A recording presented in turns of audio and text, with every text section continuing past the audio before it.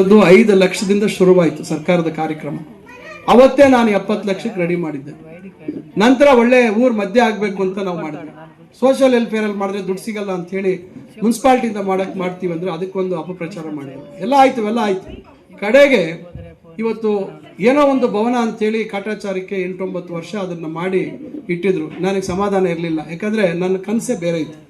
ಸರ್ಕಾರದಲ್ಲಿ ನಾನು ಮಾದೇವಪ್ಪನವರು ಮಂತ್ರಿಗಳನ್ನ ರಿಕ್ವೆಸ್ಟ್ ಮಾಡಿ ವಿನಂತಿ ಮಾಡಿಕೊಂಡು 9 ಕೋಟಿ ತಂದ ಕೆಲಸ ಇವತ್ತು ನಡೀತಾ ಇದೆ. ಆವಾಗ ಸಂದರ್ಭದಲ್ಲಿ ನಾನು ಎಲ್ಲರಿಗೂ ಹೇಳಿದೆ, ಎಲ್ಲ ದಲಿತ ಮುಖಂಡರು ಸಂಘಟನೆಗಳವ್ರನ್ನ ಕರೆಸಿ ಅವರೆಲ್ರಿಗೂ ನಾನು ಹಿಂದೆ ಏನೇನು ಮಾಡಿದ್ದೆ, ನಾನು ನಿನ್ನೆ ಮೊನ್ನೆ ತಯಾರು ಮಾಡಿದ್ದಲ್ಲ, ಅವತ್ತು ಏನು ಮಾಡಿದ್ದೆ ಅನ್ನೋದನ್ನ ತೋರಿಸಿದೆ. ಈ ಥರ ಕನಸಿತ್ತು, ಹಿಂಗೆ ಮಾಡಬೇಕು ಅಂತಿದ್ದೆ, ಹಿಂಗೆಲ್ಲ ಹೆಚ್ಚು ಕಮ್ಮಿ ಆಯಿತು, ಇವತ್ತು ಹಿಂಗೆ ಮಾಡ್ತಾ ಇದ್ದೀನಿ ಅಂತ ತೋರಿಸ್ದೆ. ಎಲ್ಲ ಒಪ್ಕೊಂಡ್ರು.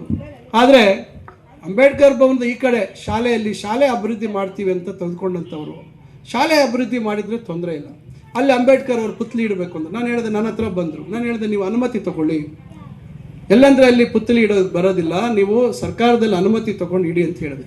ಆದರೆ ರಾತ್ರಿ ಯಾರನ್ನೋ ಕರ್ಕೊಂಡ್ಬಂದು ರಾತ್ರಿ ಅದನ್ನು ಇಟ್ಟು ಇವತ್ತು ಗೊಂದಲ ಸೃಷ್ಟಿ ಮಾಡಿದ್ದಾರೆ. ಈಗ ಅದಕ್ಕೆ ನಿರಂತರವಾಗಿ ಈಗ ನಿಮಗೆ ಗೊತ್ತಾಗಿದೆ, ಈಗ ಯಾರು ಅದ್ರ ಹಿಂದೆ ಇದ್ದಾರೆ. ಈಗ ಸಂಘಟನೆಗಳವರು ಅವರೇ ಏನೋ ಮಾಡೋಂಗಿದ್ರೆ ಆಯಿತು, ಅವರೇನೋ ಒಂದು ಉದ್ದೇಶದಿಂದ ಹೇಳ್ತಾರೆ ಅಂತ ತಿಳ್ಕೊಬೋದು. ಆದರೆ ಅವ್ರ ಹಿಂದೆ ಯಾರಿದ್ದಾರೆ ಇವತ್ತು? ಯಾವ ರಾಜಕೀಯ ಪಕ್ಷಗಳು ಅವರು ಬೆಂಬಲವಾಗಿ ನಿಂತಿದ್ದಾರೆ? ಯಾರು ಇವತ್ತು ಅವ್ರ ಜೊತೆ ಪಾದಯಾತ್ರೆ ಅಂತ ಹೇಳಿ ಮಾಡ್ತಾ ಇದ್ದಾರೆ? ಬಾಯಿಗೆ ಬಂದಿದ್ದು ನನ್ನ ಬಗ್ಗೆ ಮಾತಾಡ್ತಾ ಇದ್ದಾರೆ. ನನಗೇನು ಬೇಸರ ಇಲ್ಲ, ನನಗೀಗ ಒಂದು ರೀತಿ ಆಶೀರ್ವಾದ ಅನ್ಕೊಂಡ್ಬಿಟ್ಟಿದ್ದೀನಿ. ಈಗ ನನ್ನ ಬಗ್ಗೆ ಹೆಚ್ಚು ಅವರು ಬೈತಾ ಇರೋದು, ನನ್ನ ಹೆಸರು ಗುಣಗಾನ ಮಾಡ್ತಾ ಇದ್ರೆ ಅವರೆಲ್ಲ ನನಗೆ ಆಶೀರ್ವಾದ ಮಾಡ್ತಾ ಇದ್ದಾರೆ ಅಂತ ನಾನು ಭಾವಿಸಿದ್ದೀನಿ. ನಾನು ಚುನಾವಣೆ ಪೂರ್ವದಲ್ಲೂ ಅಷ್ಟೇ ನನ್ನ ವಿರುದ್ಧವಾಗಿ ನಾನು ಪರಿಶಿಷ್ಟ ಜಾತಿಗೆ ವಿರೋಧಿ, ಪರಿಶಿಷ್ಟ ಪಂಗಡಕ್ಕೆ ವಿರೋಧಿ ಅಂದರು. ಇವತ್ತು ಅಂಬೇಡ್ಕರ್ ಭವನಕ್ಕೆ ದುಡ್ಡು ಕೊಡಿಸಿರೋದು ನನ್ನ ಬದ್ಧತೆಗೆ ಸಾಕ್ಷಿ. ಇವತ್ತು ವಾಲ್ಮೀಕಿ ಭವನಕ್ಕೆ ನಾನು ದುಡ್ಡು ಕೊಡಿಸಿರೋದೇ ಸಾಕ್ಷಿ. ಹೆಚ್ಚುವರಿ ದುಡ್ಡು ಕೊಡಿಸಿ ಇವತ್ತು ಅದಕ್ಕೊಂದು ರೂಪ ಕೊಡಬೇಕು ಅಂತೇಳಿ. ಯಾರು ಆ ಸಮುದಾಯದ ಬಗ್ಗೆ ಪ್ರೀತಿ ಇಲ್ಲ ಅಂದರೆ ಯಾರು ತಲೆ ಕೆಡಿಸ್ಕೊಂಡು ಮಾಡಲ್ಲ.